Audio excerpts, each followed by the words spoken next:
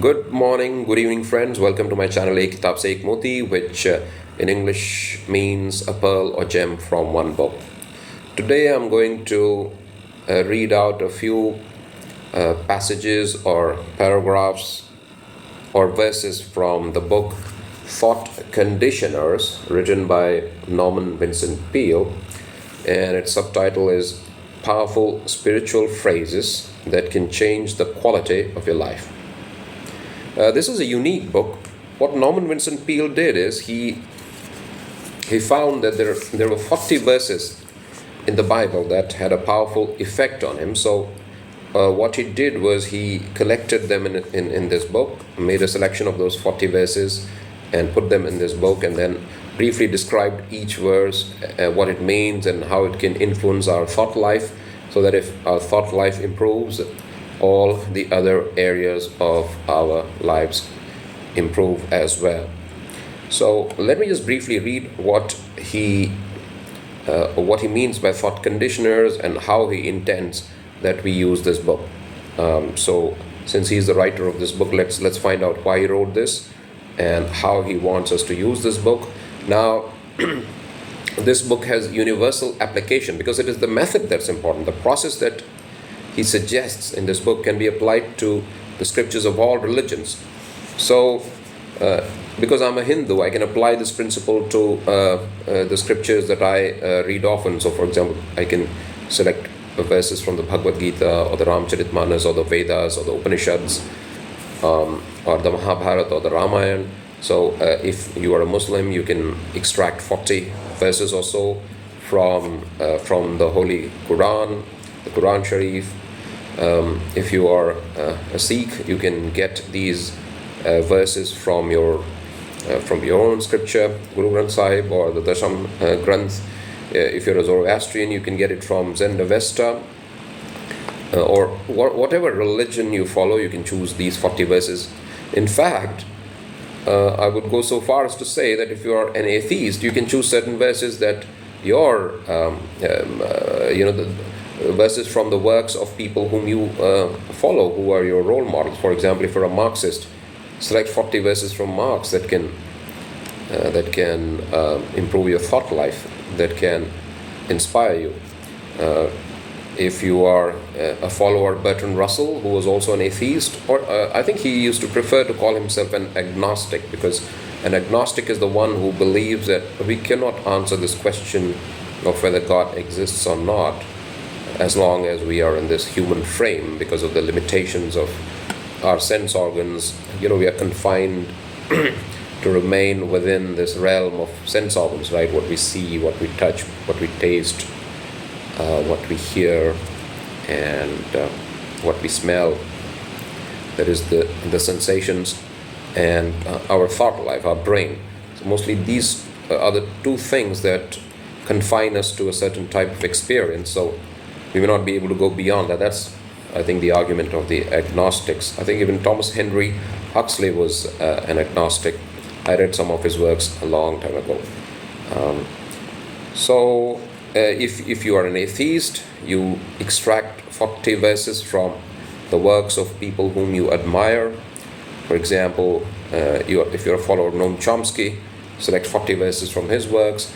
Again, if you find any, I don't know much about Chomsky's works. I have just read one or two books, and that too not completely, just a few passages from them. Marx, I tried to read his Das Kapital. I don't know whether in German it's pronounced the same way. So, the Capital is a huge book. I have his 3 volumes, but it's all about economics and politics and political economy and so on. Use value and other stuff, surplus value. So maybe there are other works of Marx. For example, he also wrote the German ideology and many other things. The Communist Manifesto, written by him, and Engels. I think it's Engels or Engels. I'm not very sure. It's a German name, so maybe Engels.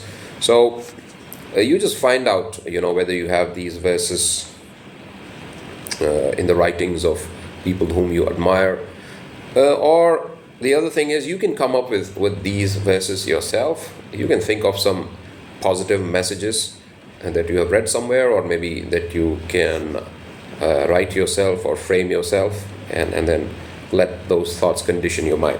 Now let me just read what Norman Vincent Peale has to say about the thought conditioners. How to use thought conditioners. Since happiness and effectiveness depend upon the kinds of thoughts we think, it is absolutely impossible to be happy if we think unhappiness producing thoughts. One of the wisest men who ever lived was Marcus Aurelius, whose Meditations, the book Meditations, it's very famous. One of the wisest men who ever lived was Marcus Aurelius, who said, "A man's life is what his thoughts make of it." If you put into your mind thoughts of fear, you will get thoughts of fear out of your mind. Fill your mind with resentment thoughts, and resentment attitudes will emerge. And in neither case, of course, can you find happiness inducing thoughts. Whatever the condition of your mind, the thought conditioners I'm going to suggest are so powerful that they will displace unhealthy thoughts. So the main idea of thought conditioners is to displace any unhealthy thought pattern that you have in your mind. Over the years, I had noticed that certain passages from the scriptures had a particular potent effect on human beings. I began, therefore, to list the life-creating words from the scriptures that had done me the most good. Many of these I had recommended to others. Some of them had been called to my attention by people in whom there had occurred the most astonishing demonstration of new life and joy. When I applied them to myself, I found they did indeed possess tremendous effectiveness. The process I have used both personally and in counseling, which has accomplished most impressive results, is simply that of committing these great passages to memory. One puts them in the mind as in a sort of spiritual medicine cabinet, each to be drawn out as needed for specific ills or maladies of the personality, or to meet life situations as they develop. As suggested above, the method is also to conceive of these thoughts as having displacement value, crowding out injurious thought patterns. The best results are gained by utilizing spare minutes to say these scripture passages or thought conditioners over and over. As you are riding on a bus or train or washing the dishes or waiting for an appointment, utilize fractional moments to dwell and meditate upon the meaning of these texts. As you do so, there will flash out from them new insights, new perceptions of truth. Gradually, by a deep therapy, they will drive into the mind until presently your life will become a living demonstration of God's power. I give these 40 thought conditioners to you with the prayer that they may add to the happiness and usefulness of your life. So this is how Norman Vincent Peale intends us to use this book. This is how he wants us to use his great book. I'll just read out a few samples of the verses he has selected. So one of them is, "If God be for us, who can be against us?" In modern English, it will be, "If God is for us, who can be against us?"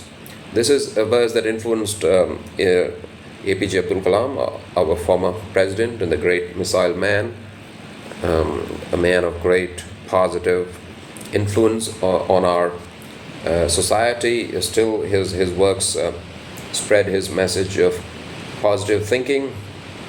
So he was influenced by one of the books of Norman Vincent Peale. I think maybe he read this as well, I'm not sure, but he did read The Power of Positive Thinking, I think, because if you read his book, The Wings of Fire, his autobiography, which he wrote along with one of his assistants with the help of his friend and co-worker, I think, Dr. Tiwari, I think Anil Tiwari, if I'm not mistaken. So in that book, you'll note many passages that have been taken from the book, The Power of Positive Thinking. Verses about success and imagination and prayer and positive attitude are just are spread across the pages of that book, and those nuggets have been mentioned in that book, and many of the passages from The Power of Positive Thinking appear in that great masterpiece of Dr. APJ Abdul Kalam, his magnum opus, great work. I recommend that book, especially to students, because Wings of Fire is about the struggle of a student from Rameshwaram, an island, and how he struggled to get an education, and how he was dejected when he failed to be selected for the position of an Air Force pilot. And there are a lot of inspirational quotations in that book from the different scriptures of the world. And there is also a great message of harmony between religions, or among religions, because his father was a Muslim, he had a Hindu friend and also a Christian friend, and all those three used to have these religious discussions with an open mind, and APJ Abdul Kalam used to listen to them and used to draw inspiration from them, and this great attitude of drawing the best from all religions. Anyhow, so this passage influenced Dr. APJ Abdul Kalam. I'm sorry. So this verse, the verse is, "If God be for us, who can be against us?" So let me see what Norman Vincent Peale says about this verse. Imagine yourself as actually looking at all your difficulties like an army lined up against you. So all the difficulties are lining up against us as though they were an army. Then realize you have a backing that can overcome them all. As you face these enemies of yours, discouragement, frustration, disappointment, hostility, weakness, ask yourself, what shall I say to these things? And the answer is, if God be for us, who can be against us? Now spend a minute realizing that God is for you and say this affirmation: God is with me, God is for me, God is greater than all these things. I'll read one more verse and I'll end the video with a small discussion at the end. This is from the book of Isaiah. They that wait upon the Lord shall renew their strength. They shall mount up with wings as eagles. They shall run and not be weary, and they shall walk and not faint. This beautiful sentence describes the greatest experience that can ever happen to you. It is called spiritual experience. You get it by completely surrendering yourself to God and experiencing His presence. Then the heavy weights of your life drop away and you are lifted to eagle-like levels of freedom and power. But no one can permanently live in such exalted emotional heights. Nevertheless, the power stays with you so that you can move through life with a speed and strength you never had before. You can run and not be weary. Then, even when you get up against day-by-day situations that used to be difficult and monotonous, this power is so great that it keeps you going without depletion of strength, or without a reduction of your strength. Spiritual experience begins by lifting you to new high levels, after which it helps you to keep going with continuous power. So that's the book, and those were some of the important sections from that book. I recommend that book. You can buy it from Amazon or Flipkart. And the other thing is, you can modify some of these verses, because not every verse appeals to every person. So you can change them according to your, as I said, your religion, or whether you are an atheist or a believer. That will determine, how you modify these verses to suit your condition and situation. And what you can do is, you can, if you're a Hindu, you can open the Mahabharata, the Ramayana, the Vedas, the Upanishads, and the other scriptures, and select 40 verses from them that can inspire you, motivate you, strengthen you in times of trouble, and also motivate you to achieve your difficult goals. And if you're a Muslim, you can go through the Quran Sharif, again extract 40 verses of a similar kind and write them down in a notebook, and maybe also add your brief description as to what you want what you want that verse to do for you. So that way you can remind yourself of why you selected the passage from your Holy Scripture. Similarly, if you're a Christian, you can select other 40 passages. You need not rely on the selection of Dr. Norman Vincent Peale, because what influences one person may not influence another. So you can choose 40 verses depending upon your own inclination and your situation. If you're a Sikh, you can go through the Guru Granth Sahib and the Dasham Granth and draw inspiration from those holy books, and select 40 verses that give you strength and solace and power. Similarly, if you're a Parsi, you can do so with Zendavestas. Whatever religion you follow, you can do that. And if you are an atheist, as I said, you can go through the inspirational works of people whom you follow. I think there have been quite a few atheists who have been role models for others. And Thomas Paine, I think he was not an atheist. I think there is a term for people of that kind. They have a term which I'm unable to recall. But anyhow, Thomas Paine's works can be a guiding force for some of us. So we can extract passages from the works of Thomas Paine as well. The Age of Reason, I think, is his most famous work. With that, let me just mention my concluding remarks. So what Norman Vincent Peale says is, whatever goes into our minds is what influences our life. So if you put negative things in your mind, negative results will be the outcome, or negative things will be the outcome. If you put positive things in your brains, positive things will result in your life around you. So unconsciously we attract many thoughts that we accept and store in our brains. So to change or reverse that that process, you need to consciously put positive thoughts into your brains, into your minds. So this process of selecting 40 verses from the scripture or any other works of inspiration will displace those old stale thoughts that keep you from success, thoughts that reduce your energy, thoughts that demotivate you, thoughts that make you feel that you cannot tackle or handle your problems effectively. So displacement value is what these verses have. So in order to transform your life, just put positive thoughts into your minds. One more thing he suggests in this book is that you memorize these verses. So it's not that you need to carry all these 40 verses along with you wherever you go. You just memorize them, put them in your brains. So wherever you go, you carry them along with you. And you need not memorize the entire set of 40 verses in a single sitting or within a few hours. You can take a few days. So 40 verses, right? If you memorize even 2 or 3 verses a day, it might take let's say 4 verses, then it'll take 10 days, 2 verses, 20 days. If you memorize one verse a day, it'll take 40 days. So depending on your memory capacity, you can memorize these verses.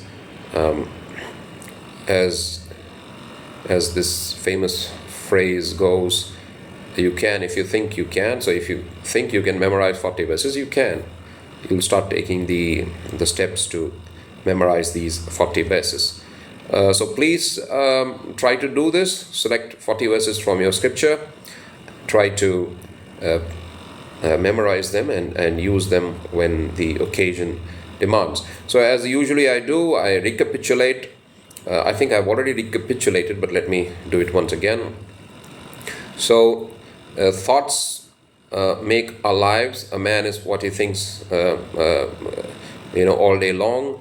So to bring a qualitative improvement in your thoughts, you need to put good thoughts into your mind or brains, and that can be done by selecting 40 verses from something that inspires you, scriptures or any inspirational books. And what you can do is, once you've selected these verses, write a brief description of them below these verses, so that you know why you chose that verse and for what purpose, and how you're going to apply that verse in your life.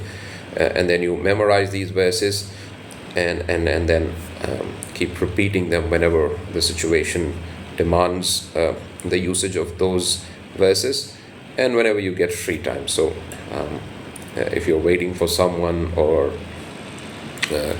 you're traveling, or you're walking to office, you just try to repeat these verses to strengthen you and motivate you positively. I hope you like the video. Thanks a lot.